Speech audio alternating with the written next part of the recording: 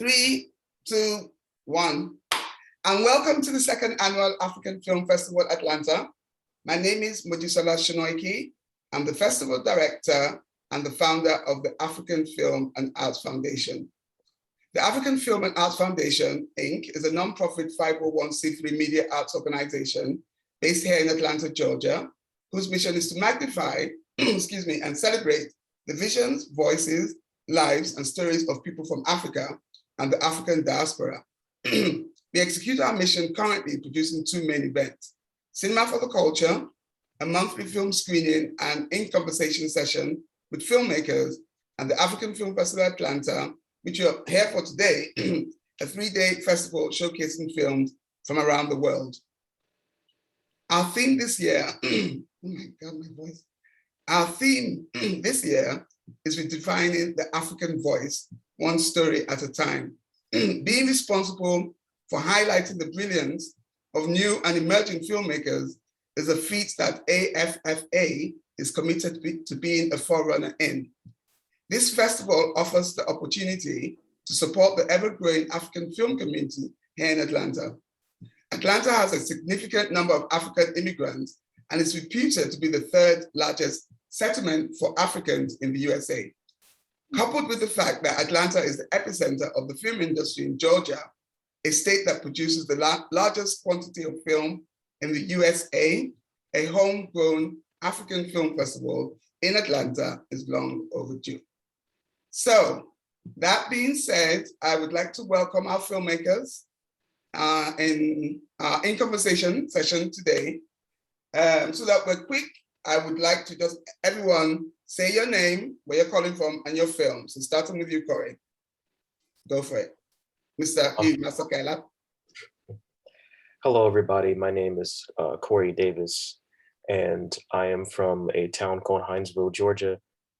And my film that has been showcased is called Red. Tell us a little bit about Red, please. Oh, Red is interesting because of the fact that it is an animated love story, which is something that I've never done before. And so it's just a story about two friends who have known each other since the mid-2000s, and they grow over the course of 12 years falling in love with each other. Very nice. I thought it was, I have quite a few questions for you about thought process on that one. Justin, I see you next. 5 Clicks, the South African, I don't know, gangster film. Is that what it is? Hello, everybody. Yeah, I'm Justin from Johannesburg, South Africa, and my short film is 5 Clicks. Tell us a little and bit about basically, 5 Clicks. Yeah, so the name is actually very interesting. It you have to watch the movie to understand why. But I wrote the story about a girl that gets kidnapped. She's belongs to a wealthy businessman, and he sends 2 private security guards to go and rescue her from the hostages, from the gangsters. But not everything seems as it appears as it seems. So there's a little bit of a twist in the story. Okay, thank you, Justin. Olubajo Sonubi, na Yoruba brother, Abi. Ekasoma. Ekason. My name is Olubajo Sonubi, and along with my producing partner Adetinpo, Thomas, we made the film called "The Earth Will Not Swallow Us." We are both based in Atlanta. I'm originally from Nigeria. I was born in Lagos, but I've lived in the U.S. for a very long time, and I call Atlanta home. And our film is about a intercultural couple. One is a Nigerian woman, and the other is a Indian man, or Southeast Asian man. And they are, essentially the story is about how they work through the challenges of trying to conceive a child. Yes, it's very well done.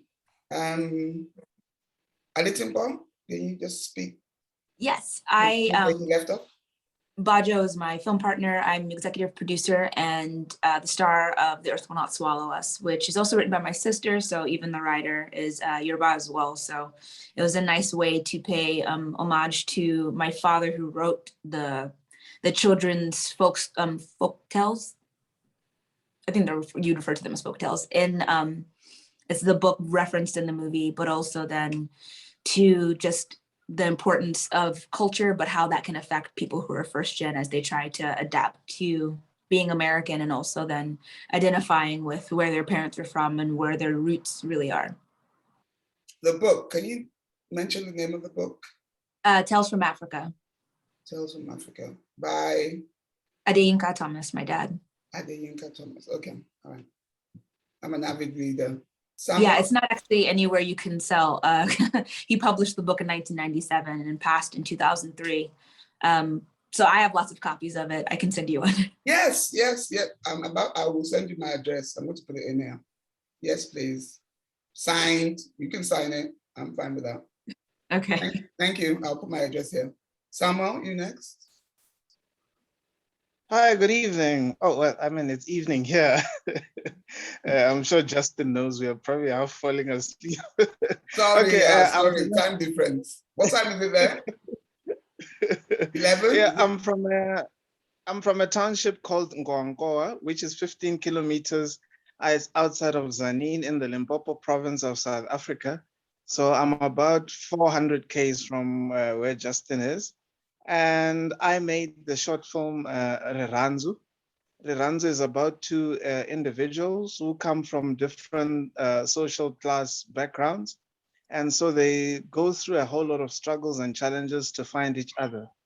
And so as they do that, we address different things that exist in our country or within the different cultures. And remember, we have got more than 9 cultures which are found within 11 official languages in our country. So we've got social issues and challenges such as arranged marriages, for example. So yeah, in a nutshell, that's what it's about. And there are 256 different languages in Nigeria. Did you know that? You guys just try always triple and double everything we do here. Yeah, I've been waiting for you to say that.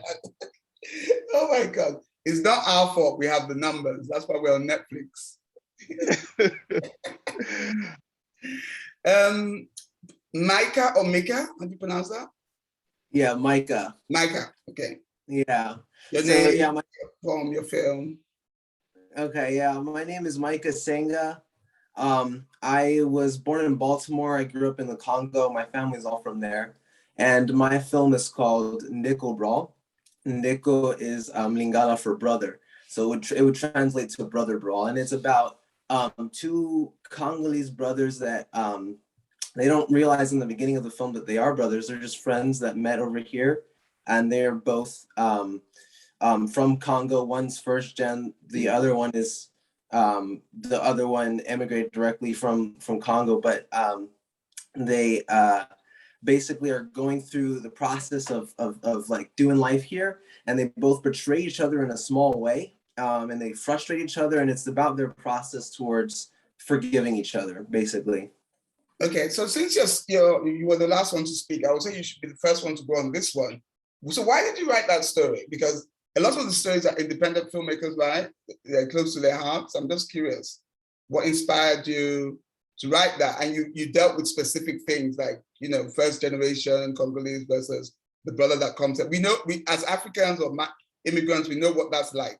Someone lives, because I have 2 brothers that live in Nigeria and, I live here. So speak to us about that. Yeah, so I had a lot of passions that went into making this one. I love martial arts, and this one's an action film. So I was able to show how martial arts can not only be like something for violence, but also for brotherhood. I think that I've made a lot of my close friends and brothers through like doing karate and different things in the Congo, actually. The main actor, or one of the main actors, they're both kind of like the main actor, but he was my sparring partner in the Congo. And we're really close because of that. So it was kind of that how that discipline and brotherhood can be formed through karate, but also it was tackling a lot of, like you said, like my whole family immigrated from the Congo directly. And like a lot of them are like still living here. I've got like one of my dad's siblings that's still over in the Congo. Besides that, everybody's based here.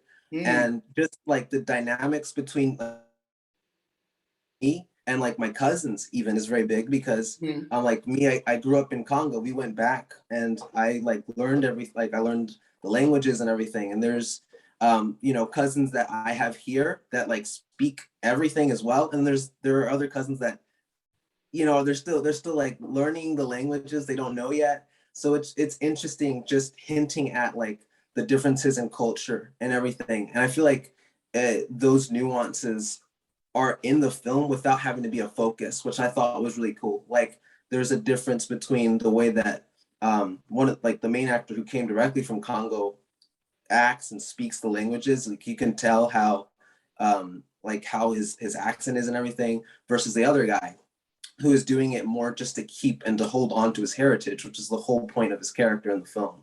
But I picked that up, but maybe because, you know, I'm an immigrant, so I picked that up. How do you identify? Do you identify as American, Congolese American, African American, African? How do you identify? I'm curious.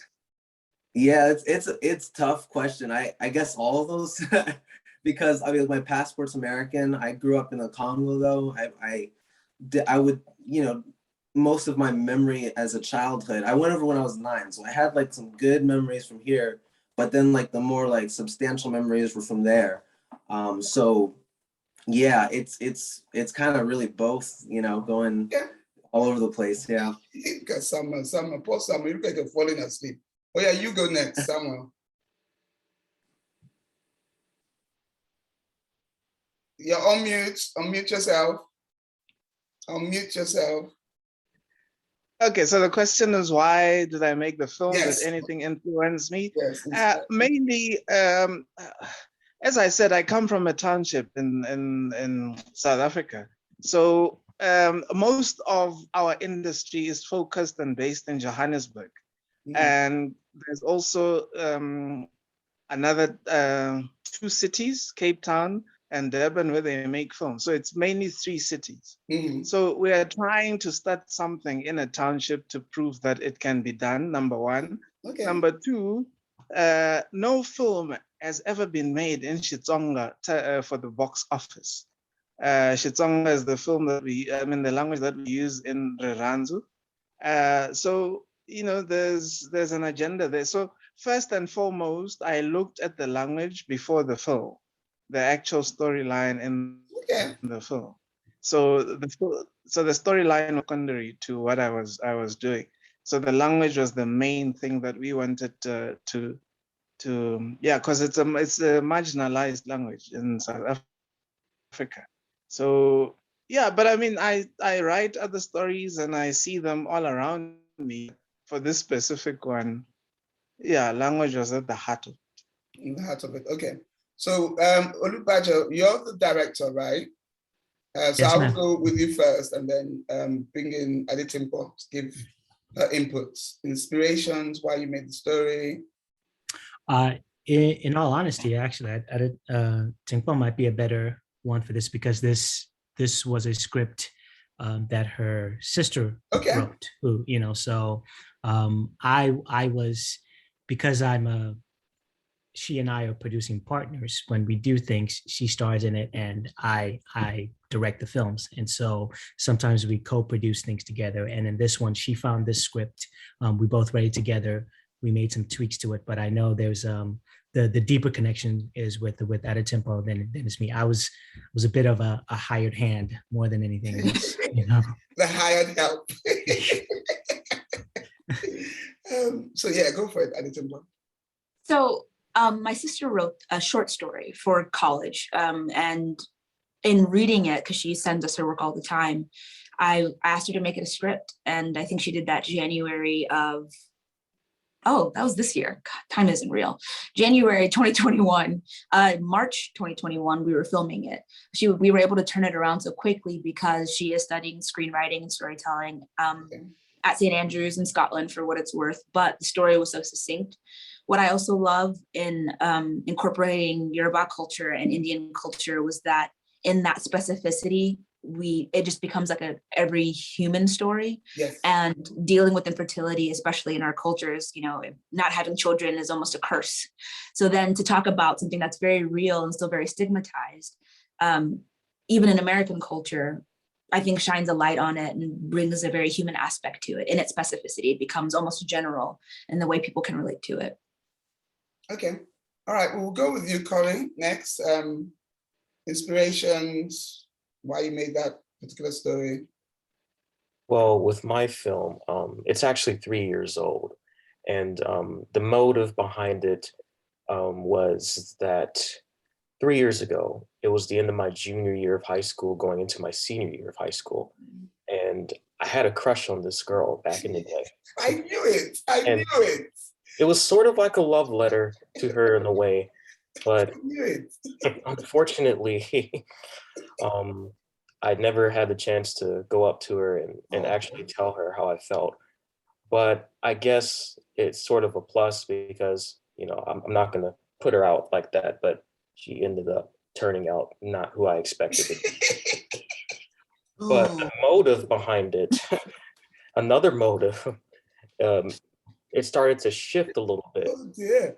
Because it used to be about her, but then I realized that people in my generation, back then they would get into relationships, and those relationships would only last about maybe a week or a month. And so this was sort of a film that I kind of wanted to show people in my my age bracket that, just to let them know, hey, love can go very far if you let it, if you're willing to, be patient with this other person and actually see the beauty in what you have, because what you have could be here one day and gone the next. So that was sort of didactic in the way that I was trying to exemplify that. Okay. So why did you make it a silent film? Oh, because I wanted people to feel the intimacy between the two characters. And I wanted people to, rather than, try to listen for words, I wanted people to feel the emotion of love that was illustrated. Yes, it was very well done, because I did feel it. It was very well done. And why do you work is your background in animation? Because I have a soft spot for animators. Why did you choose this form to tell the story? Is that your background? You work in animation? Actually, back then I used to work on animation because, I've always wanted to be like a live action filmmaker, but back in my hometown, not too many people support the arts like that. So when I came up, you need to move. Oh, I'm in college right now, close to Atlanta, so I'm studying film production as we're speaking. If it's not moving, you move. Yeah. But I chose animation for a little bit just to kind of, improvise and sort of like create this escapist idea of, the world around me is, in pieces. So I kind of wanted to just create this illusion of, okay, what can I do in the meantime to escape from all that? Let me put my mind and my brain into this fictional universe, something like that. Okay, it worked. Thank you. Definitely worked. 5 clicks, Justin. Inspirations, why you told the story, why did you tell it the way you did? So thank you very much. Yeah, I was actually having a coffee with a friend of mine, and he told me that he worked downtown in Pretoria in an abandoned building or semi-abandoned building. So the 2 first floors had electricity and the remaining 14 floors didn't have electricity. And I said, well, dude, that's a brilliant location to shoot a film. He says, well, why don't you? So I said, okay, brilliant. And then I started thinking of an idea, and I thought, well, who would be in an abandoned building? Maybe a kidnap situation, maybe a hostage situation. Okay. And then within 24 hours, I already had pretty much the whole idea, the whole characters, everything, even thought of the twist. And then the pieces started falling together. Just from that one coffee chat that I had with a friend. I wrote the script in English. And like Sam said, we have we have 11 official languages. And so I wanted the actors to be able to speak their mother tongue. So even though I wrote it in English, I said, guys, I need you to ad-lib feel free to add your own spin on the dialogue. Just make sure you follow the script. And then we subtitle it. And so I wanted it to sound authentic. I wanted it to sound African. But then my visual approach to it was I wanted to look European. I didn't want it to look like a typical African film where there's blue skies, warm colors, rich, warm colors. I wanted to feel cold and gritty and alone and not like, where is this? Is this Africa? Where is this taking place? So that was the visual approach to it. And yeah, we had a lot of fun doing it. We shot it all in one day, in pretty much one location in that abandoned building. And yeah, it was lots of fun. Was it one location? Pretty much one location, yeah. They went in, okay. Well, they were outside at some point. There really was no electricity, so we had to carry all the equipment up 14 flights of stairs, film up top on the roof, and then walk all the way down. So if you left something on the roof, it's going to stay there because no one's going back to fetch it. So that can lead. Did you go, Micah? Micah went? Micah, did you go? Yeah. No, I'm still here. Yeah. No. I can't remember if you did you answer the question? Yeah. Oh yeah. I answered it. Yeah. Oh, okay. Okay. Yeah. My brain is all over the place. So yeah. So that leads us. That's a good segue into challenges. The challenges of filmmaking. So let's actually start with you, Justin, since you were talking about it. So one of the challenges where you had to carry all the equipment up for teams. You didn't fall, did you? No. Okay. So obviously there's obvious challenges like budget and funding and things like that. I mean, a lot of people don't really, there's not a lot of access to funding easily for short films. So it was a lot of getting favors, and this is the Africanacity in me hustling, getting guys to come on board. And so that was really amazing experience. But I think for me, one of the biggest challenges was that we were predominantly going to film outside. And we were in February, so it was kind of a rainy season. And so the day before the film shoot, we had thunderstorms and hail, and it was just crazy Armageddon thunderstorms. And the DOP said to me that in order to achieve the look and feel we wanted, we needed it to be overcast, but with no rain. If it was going to be sunny and bright, we were going to have harsh lighting, harsh shadows, and I wasn't going to get the look and feel that I wanted. So I needed to be overcast, but the day before it was storming like crazy. And so on the day, it was incredible. There was 5 drops of rain. The rest of the time, it was beautifully overcast. We managed to get the beautiful skin tones, the soft lighting. It worked out amazingly well. But yeah, so that was really awesome. And then the other big challenge was literally not having electricity in the building, in the abandoned building. It was legit abandoned.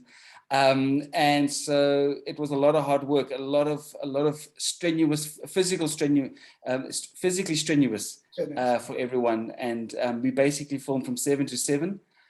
So 12 hours of filming, and it was really, the crew and cast were amazing to have that kind of endurance. Okay. All right. Well, I think we're going to have more time than I thought because my bride is running late. Good news. So, Corey, yours is a bit different because you do everything at your desk, right? So what kind of challenges do you come across? For me, the challenges back then were basically just doing it on my own because I didn't have a lot of resources coming up. I've actually been doing videography and doing filmmaking, for a lack of a better term, for about 7 years now, ever since I was 13 years old. So, and the town that I come from, I just didn't have a lot of resources and a lot of people who were willing to help out. So I just, that's why I turned so much to animation at the time, because it was a way for me to kind of improvise and escape from the challenges that I was facing back then. So basically just doing what I can with what I have. Okay. Yeah. Olubajo? so we faced absolutely no challenges. It was amazing. That was one of the easiest. Wow. No. Good for you. Good for you. I'm Good for you. I'm half joking when I say that, in the sense that Okay. in the sense that we had made a short about a year and a half earlier that was 3 different locations. We were dealing with children, and I had to teach the children how to fight in this film. So that was a logistical challenge. Okay. This one was so different because it was one location. We had a crack team of production people together, an amazing cinematographer. Her name is Jamie. We had an amazing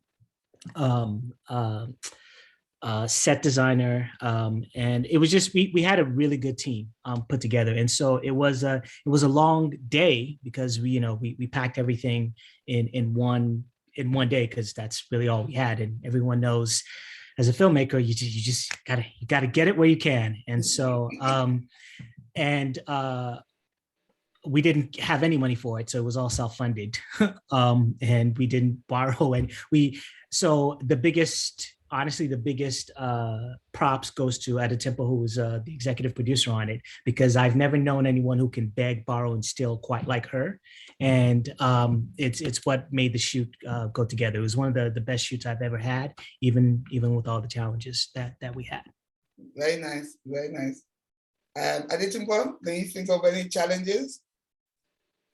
I would say that filming during COVID was hard. Because no one's used to that, and that adds a lot to your budget. So we conveniently live in a space where there is a lot filming here. We had a lot of people who were already on set working their day jobs who had COVID tests that they were getting regularly. We in the US and Georgia have a lot of access to vaccines, so we asked everybody to be vaccinated and to have a COVID test. And I think that made it a lot easier and a lot more safe. Logistically, it was also a blessing to have so many people who this was their career, because it also helped them to have that department head credit. And I think, in short, what the challenge is, we're trying to convince people to do it, and not because nobody wanted to, but when you're asking people who already work 60-hour weeks to spend your Saturday together, it's like, I promise the lunch is going to be popping. It's going to be good vibes. We'll make sure you get it on. It's going to be on IMDb. Please come join us. So when Bajo says beg, borrow, and steal, we just happen to have a lot of really kind people that we could reach out to, who we are also then forever indebted to as many favors as we can offer to compensate them. Okay. Micah? I think I had the challenge, like, this was the first short film I was really doing, directing. It was the first short film I was directing, and it had a lot of fight scenes in it. And so that was challenging, getting all that ready. It was a lot of practice, a lot of rehearsals, and choreography and prep. But then there was this one fight scene in a dojo where the whole wall is a mirror at one of the locations. And that was like, we were dancing around that mirror like crazy to make sure every shot didn't have a crew member or the camera guy in shot. That was tough. That was some tough work. But I think that might have, like, working around with the choreo and everything like that was probably the most work we had, but it was a lot, like, it was a very fun challenge for sure. It was something that I loved. I was lucky to get a crew that, like, all of the people that were doing the stunts were like, that's what they want to do. Like, they love martial arts and stuff like that. So we had a blast, but it was hard. Okay, Samuel, last but not the least. Yeah, we always save the best for last. Okay. Our greatest challenge, I guess, is access to equipment. And because, as I said, the industry is mostly based in Johannesburg. So if you need to hire, you need to consider that whole 400-kilometer distance where things need to come in and then go back. And secondly, as I said, we don't have I mean, they're there, but most still need training, like the cast, who speak in the Xitsonga language. So I guess those were the two challenges, but because we had a bit of time, we worked around it. So yeah. Okay, all right. So you've all kind of, not all of you, but some of you touched on funding. I know a lot of independent films are self-funded. So do you want to speak to us about funding? Start with you, Corey. Are you all self-funded? Did anybody support you financially? Actually, for me, most of the films that I've done in the past, both live action and animation, were no budget, really. But basically, it was just a. That's not true. Your time is money. Oh yeah. Yeah, it's not no budget. You have to put your time, put money against your time. That's how much a film is worth. It's not no budget. But basically, we had to. I had to use what I had in order to execute what I wanted to execute with my stories. Okay. Justin, you kind of touched on budget a little bit. Yeah, thanks. So what I did is I actually approached one of my clients who's got a sister company that is a talent agency. So they have a lot of really good actors. So I approached my client and I said, I'd like to make a short film. You have really good actors that need some narrative work. They're doing a lot of corporate commercial work, but not a lot of narrative work. How about we do a trade exchange where, you guys can give me some actors and I can give them some good screen time. And at the end of the day, we can all be proud of something together. So they kind of helped me out with that. And that meant that I got to get pretty good actors, on a shoestring budget. Because actors make it all, so that was really helpful for that. And I also put some of my own money in it as well. So together with my client and the sister company and myself, we managed to scrape money together, get actors to work at a lower rate than usual, but for something together for their Cheryl and for my Cheryl. Okay. Do you want to give us a figure? It was about $3,000 in total. US dollars. US dollars. Okay. Wow, okay. Olubajo? Or should we speak to the money lady, Adetinpo? Actually, so she definitely served as line producer and kept track of everything, and also put in her money as well. So we sort of, so financially speaking, here's the thing: and yes, Timpo definitely needs to speak to the logistics because she tracked everything on a spreadsheet. How much? So correct me if I'm wrong. It was roughly 6,000, maybe a little bit less than that. And our biggest expense, $6,000. Yes. Okay. But our biggest expense went out to. Everyone really did want to help us out. So even though we gave them a nominal fee, the biggest expense came from making sure that people didn't have to pay for anything extra. So we paid for expenses. So camera rental equipment that the cinematographer wanted, we ponied up for that. If the set dressing person needed this equipment or something that she needed to buy, we funded that. And so that's where most of our expenses end up going. And then, that was the big thing. I know Adetinpo will have more to add to it, but it was worth it because for us, it was more of a learning how to fund our process going forward, if that made sense. So now we have a much better idea of, okay, where does money go? And, what is the thing that we can do to be even more tighter with budgets going forward, or where do we need to expand budget wise, So it was a very, I appreciate the experience just from a learning perspective, Okay. Adetinpo?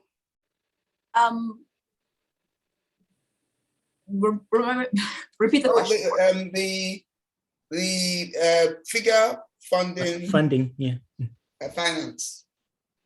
So the finances of it, Bajo's 100% right. The majority of the money came from us wanting to make sure we could compensate people.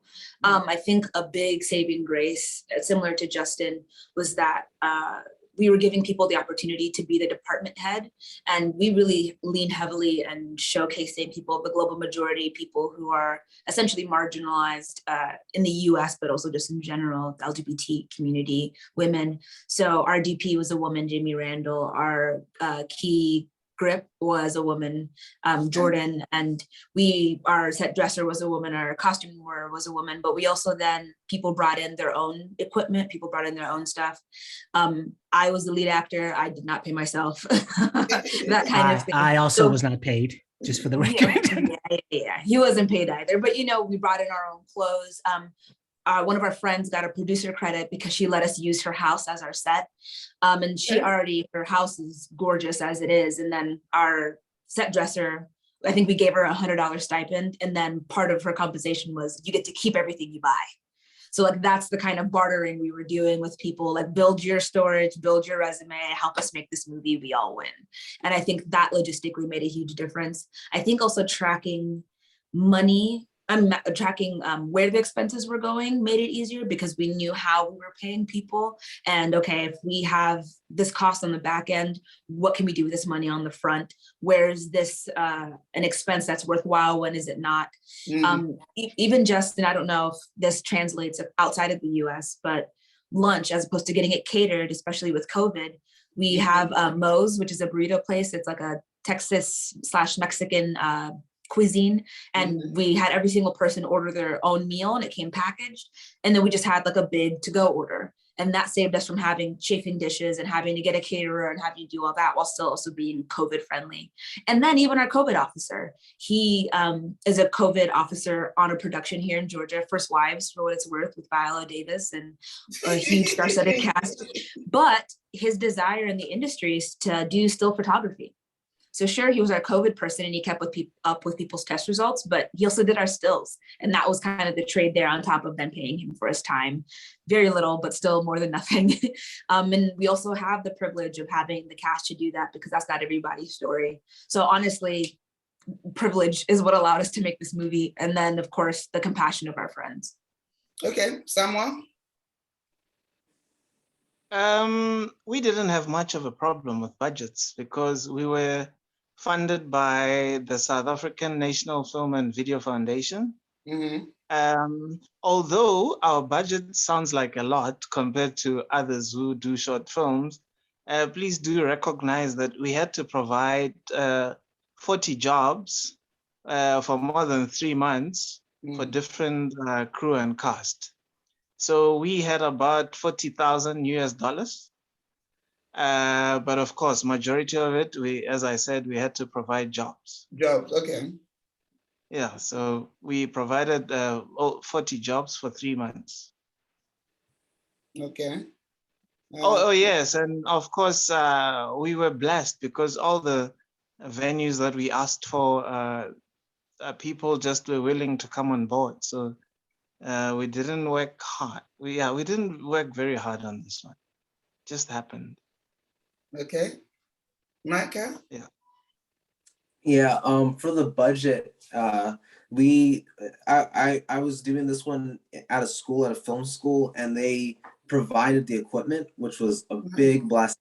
It helped a lot with, we were able to work with industry standard equipment, and I didn't have to pay. I mean, I had to pay for school, but it came with tuition and everything.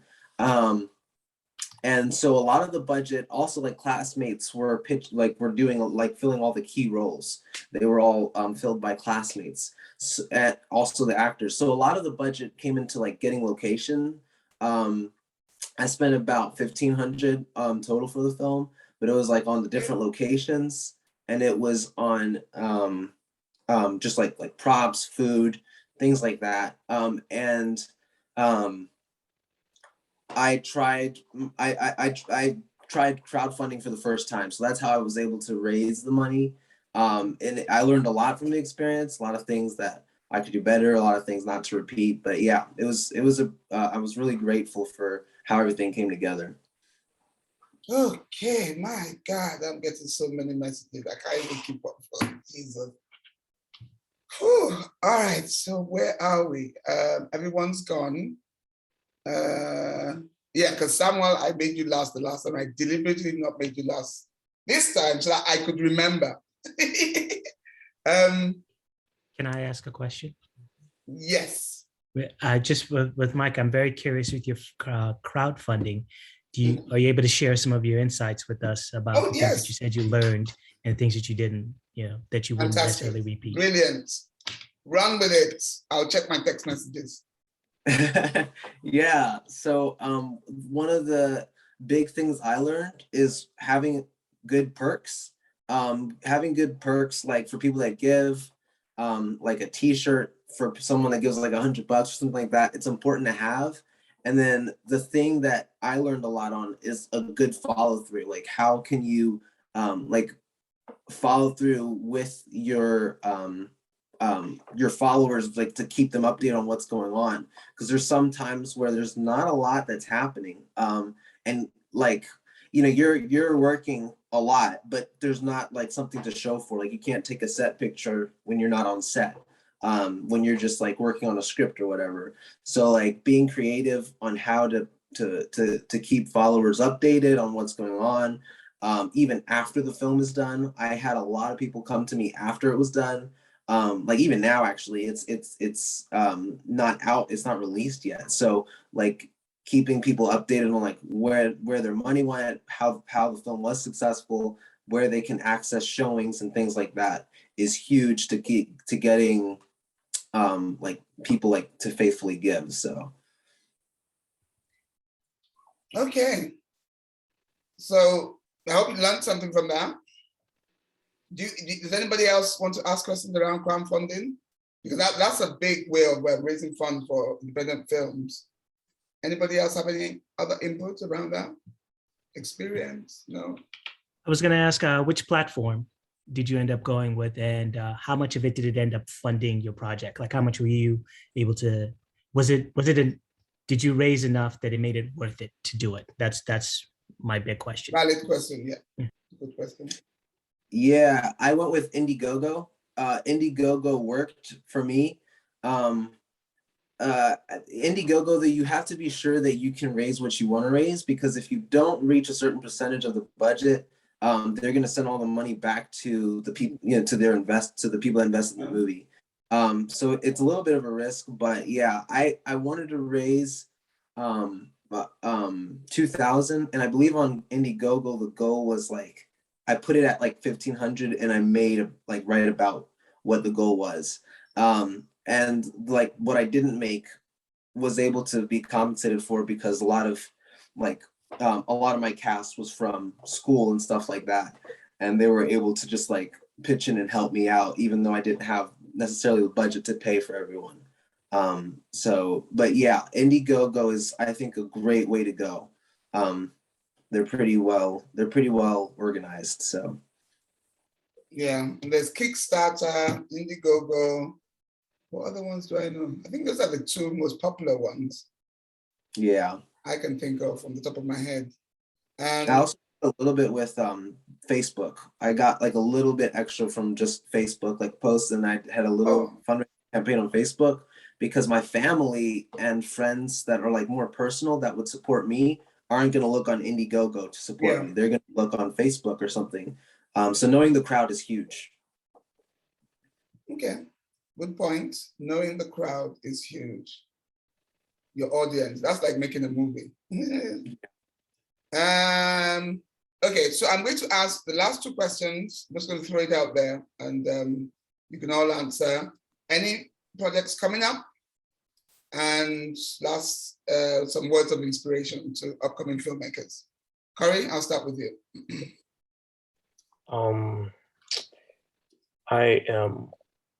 I'm in the process of finishing this detective script. So hopefully sometime maybe next year I can get that going, and probably get some people from my school to participate if they want to. And inspiration I would instill to up and coming filmmakers is basically just tell your story, don't give up. Sometimes, take it from me back then, I was just a 14-year-old kid who didn't know what he was doing. All I had was an iPhone, and I just shot stuff in my backyard and, you know, made little animations every now and then. But, you know, now that I'm in, you know, film school or whatnot, I'm learning more skills. I'm using certain techniques to make better stories, and, you know, I'm collaborating with different people, and we're having this sort of rapport to where we can rely on each other to make these different stories and, you know, make it look like, you know, they're viewable. So I would just say, in closing, just keep going, don't give up, because the light is at the end of the tunnel, and believe in yourself. You're such an old soul. I Such get an that a old lot soul. from everybody. Such an old soul. Thank you very much for that. Mika. Am I even saying it right? I keep calling you Mika, Micah. Please correct me. Well, I think he's frozen. He's frozen. Adetinpo? Major takeaway, I would say, for people is that Zaina Thyrus has a really good podcast called the Indie Filmmaker Podcast, Micro Budget Podcast. And watching and listening to that, I took a lot of notes, and there's a lot of great advice about how to get a crew, how to market your film once it's done, how to even go through the script and write down your props and write down what set things you need, like that. Yeah, I think that's going to be my big thing. I think Bajo will cover everything else. Okay, any upcoming projects? Yeah, we're working on, we've got a couple of things that we're producing in the pipeline, and then some scripts that we're developing as well. So, and we have another short in the festival circuit right now, Clean Slate, which is about Nigerians too. And that will be showing in a showcase actually in a couple of weeks in Atlanta. So we're excited about that and what that can do, because we lean heavily towards storytelling in sci-fi, and Black people in sci-fi, and Africans in sci-fi, because we're so often left out of that part of the genre. And this one just happened to be about family and about love and about resiliency. So we really love Clean Slate as well, and excited to see what that's going to do. You want to pick up from there, Olubajo? Oh, well, there's not much to add. The only other advice that I would give is, if it's something you're truly passionate about, especially filmmaking, two of the biggest things that I learned is, one, it's not a solo thing. You have to have a team. It's incredibly collaborative. So you're really only as good as your team. So focus just as much on building your team. You cannot do this by yourself. A lot of people think they can, you can't. So focus on building those relationships. Don't build them just so they'll help on your film. Build it so that you like the people, so that you can enjoy working on the film with them. Right? That'll be my big thing. And you know, when people tell you that, you know, you can't, just, you know, prove them wrong. If it's something you're truly passionate about, they say you can't. The best thing you can do is prove them wrong. And you don't have to answer anything else. They tell you they can't do it. You can't do it, then just go do it. Don't argue with them. Don't waste any energy, you know, trying to do anything else other than do the thing they told you couldn't do. Also, I would add in, don't be afraid to ask for help in places you wouldn't think you'd get it. One of our locations for Clean Slate, actually all of our locations for Clean Slate were just bizarre. One was my chiropractor's office. The other was a random field in Henry County that a friend of mine's like walked through, and they asked the owners. So really be willing to ask people. And just because of the idea of filmmaking, people get excited and are willing to participate. One of our locations, we parked at the parking lot of the Dollar General. And we just asked, like, hey, can we use a couple of rows of parking spots? Because the location had no space. And we're thinking we're gonna have to pay, we're gonna have to buy a shuttle, we're gonna have to, and the person was like, yeah, go ahead. And we just wrote them a nice thank you card, and they saved the day. So don't be afraid to ask for help in places you don't expect to get it. Thank you. You're back.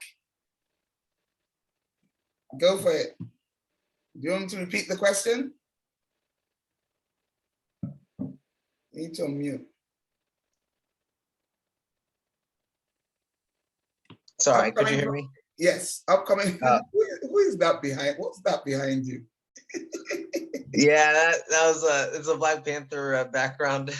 Oh, Black Panther, of course. Yeah. Okay, upcoming projects and parting words of inspiration to upcoming filmmakers. Okay. Yeah, so I'm working on a couple of projects right now. I think the big one that I'm working on is I'm doing a feature in the Congo. I really want to start making films there and empowering the community there to start telling their own stories. So doing whatever I can, bringing whatever I can so that that can start happening. But yeah, I'm working on a feature. It's going to be a fun action film that I'm going to do down there. And we're probably going to start shooting in 2023. So if anybody wants to help out, let me know. But yeah, I think it's going to be a great project. It's going to talk about manhood, and just about like, kind of the difference between the concept that we kind of get of manhood and culture and what I believe true manhood actually is. It's not really about just being the strongest in the room. What like you like a lot of people would grow up thinking, like I grew up thinking, but it's actually more about responsibility. It's about humility. It's about gentleness. I think the man that showed, I think the man that that's was so beautiful. You see, these are the future, our future. You see, very nice, very nice. I like that. Yeah, I think our greatest model of manhood, the greatest model I could ever have, is in Jesus Christ. That's a model actually that my dad showed me very well, of what a man should be, by modeling his life after that of Christ's life. And Christ had a life of a lot of just taking things from people that most men today would say, you got to stick up, you got to stand up for yourself, you got to show them who you are. But Christ showed us who he was through his love. And I think that is going to kind of show in this character that I'm writing. This character is trying to learn a little bit more of that. So that's the project. And I think for just like, I guess what I could say to other upcoming filmmakers like myself is don't be afraid to be different. Being a little bit different. I mean, especially for like African diaspora, especially like living in a different country. Even for those that are living in the same country, there are a lot of things that are different about us in compared to like where we actually are. And we have to learn that who we are isn't about the way other people see us. As a matter of fact, our differences it's what's going to make us shine. It's what's going to make us be able to make a difference in the place. You can't make a difference if you're exactly the same as everyone else. You have to be different to make one. So yeah. Totally agree with that. Yes, be yourself. Justin? It's impossible to say anything after Micah. But yeah, I mean, respect to you, man. Servant leadership is definitely the model that I also want to follow. And I think any way you want to do collaboration is to take a position of servant leadership, and sort of lead from behind and allow other people to shine. 5 Clicks is only amazing because I surrounded myself with people that are better than me and more creative than me. And so the film always has to be greater than the sum of its parts. There's no room for ego. There's no room for attitude. We're all here to make something amazing. And I think that's what's so amazing about all of our stories is the power of collaboration. So yeah, collaboration is amazing. Also, don't give up. Don't take no for an answer. And for me, an upcoming project, I was just recently, about 3 weeks ago, in Sierra Leone, filming a documentary there, which is really amazing. And I look forward to entering it into competitions in the near future. Okay, you have to introduce us to your guests, Olubajo. I mean, come on now. This is my son. His name is Xander. Can you say hi to everyone? Hi. Yeah. Hello. Tell us your name. Oh, he can't hear you because I have the headphones on. Oh, I see. Okay, that's okay. Nice to meet you. Tell me your name. I'm Xander. Hello, Xander. Nice to meet you. Okay, thank you. Please, let's continue. He's like, I don't want to play daddy right now. Samuel, let's wrap up with you. And it will be over. You just wanted to be the last. That's why you came up. You wanted to be the last. Yeah, Yeah, and I'll just be like preachers and say in conclusion and take another 2 hours. So we're working on 2 documentaries. One is for the South African football grannies, because my sisters founded that. So a lot of documentaries have been made about them, but none have ever told the stories of the health benefits that they get from playing the soccer. We are also working on 2 feature films. We've been writing one script for 5 years now, and the other we've been writing for 2 years. So we are hoping to get them rolling from next year onwards. So those are the major projects that we are working on. And in terms of telling stories, my advice is just pick up the camera and start telling the story, irrespective of who says what. Just tell your story. That's the consensus. So we got everybody. How are you all feeling? Are you feeling inspired? Definitely. I am. Is there a way for us? It was so lovely to meet all of you. Is there a way to keep in touch with you? Yes. So okay. So everyone go around, give your social media handles. But what we do post festival is send out emails with the links to the video on YouTube. You have everybody's email address. It won't be BCC'd because we know filmmakers like to stay in touch. So yes, post festival, I would say by Wednesday, we should get something for us. Once we've rested and relaxed for a minute. So yes, let's go around quickly. Corey, social media handles, or where people can reach you if they're interested in your work, blah, blah, blah, blah. Okay, so I have a YouTube channel, an Instagram page, and a Twitter page. I don't really go on Twitter that much, but it's there. And I also have a Facebook as well. And so would you mind if I put this in the chat? Sure. Yeah. But say up your handle. What's your handle? All right. So for YouTube, it's Corey D Jokester. It's the letter D and then the word Jokester. And then for Instagram, it is Corey D Jokester Davis. And for Twitter, I'm sorry, Corey D Jokester was a stage name that I came up with for myself 7 years ago. So you're something else, young man. And for Twitter, it is Corey D Jokester. And then for Facebook, my name is just Corey Davis. Okay, like on the Zoom. Okay, Olubajo? Give me just a moment. Can we move on to someone? I'm actually not very active on Adetinpo? social media. Okay, Adetinpo? I'm at Adetinpo. That's me on Instagram, Twitter, and Adetinpo Thomas on my Facebook acting page. I also, I guess, have a website, adetinpothomas.com as well, which shows a little bit more with headshots, resumes, reels, etc.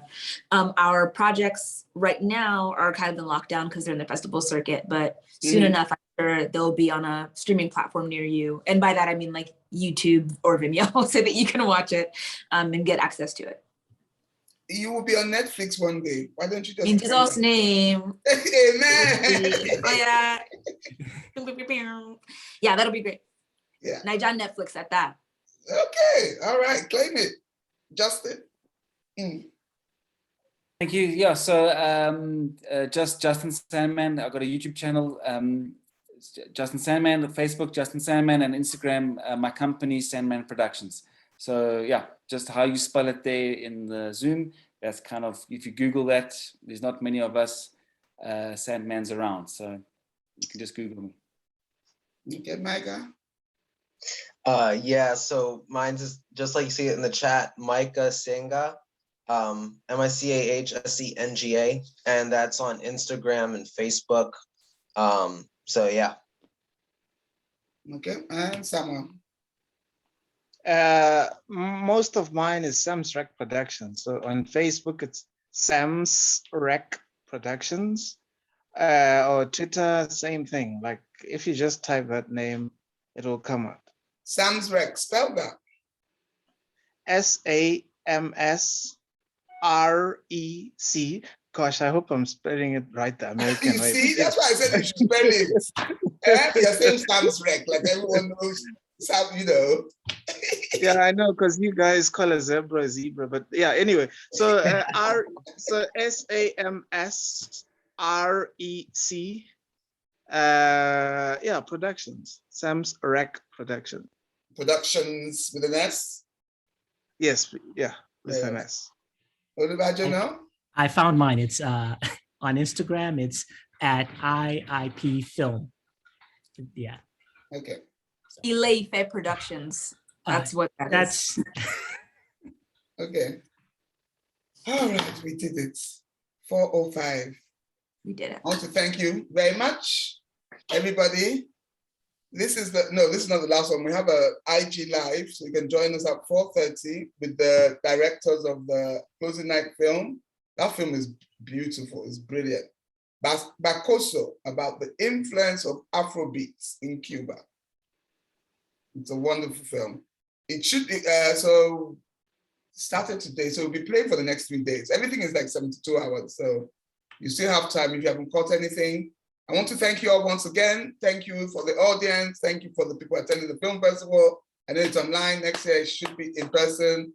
We would invite you all to Atlanta. And that's pretty much it. So we're going to wrap up the festival. Anybody out there, if you want to come to the after party this evening, starts at 8 p.m. RSVP for the address at African Film Fest ATL @gmail.com. So you two that are in Atlanta, please come if you can.